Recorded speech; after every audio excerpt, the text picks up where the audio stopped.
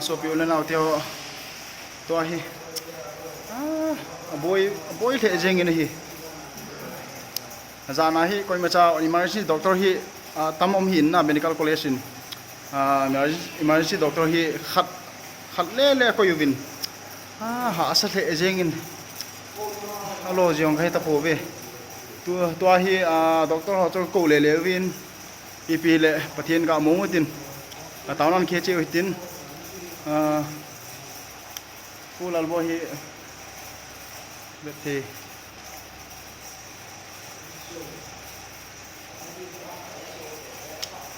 ipi le pu có con nó ra lại na na hai đàn chú nô mắm nô mà na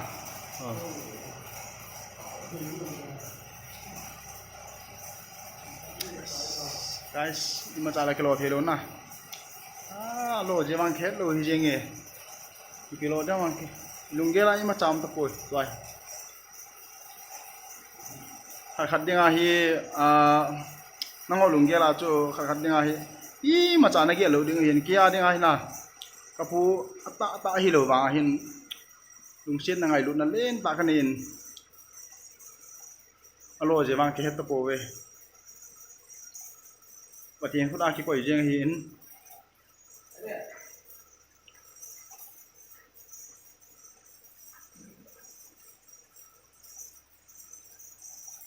ipile patien mong pumin chi tu jing witin tao ko phe chan in tao ko min lang ipile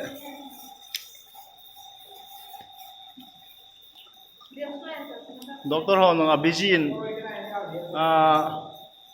night duty hi doctor ho hi phone busy na koi jivin ko ma cha call ro thelo ding busy na koi jivin ei ha zana hi medical college sa ta banga hi in kho amanu hi in ase jong ka heta poi guys so piul na te ho pona jong omin ipi le pathian song pumin hin kho mang ga mang jiu tin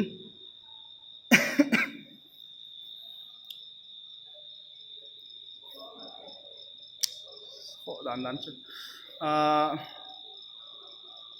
sei de wal jong ke pon to hi marin si lai ta hin marin ingai chat pe lai ta hi doctor hi om thele ti mem ho lunggel a hin izong le hong om thelo teng hin ponat thasit lunghan lungsat omin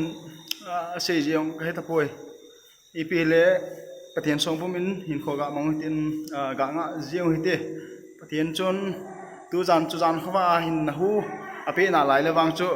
jing la hoi ta hi treatment ki bowling hi in so pilun naw te ho lungsit in ina taw ko bo ka ki pai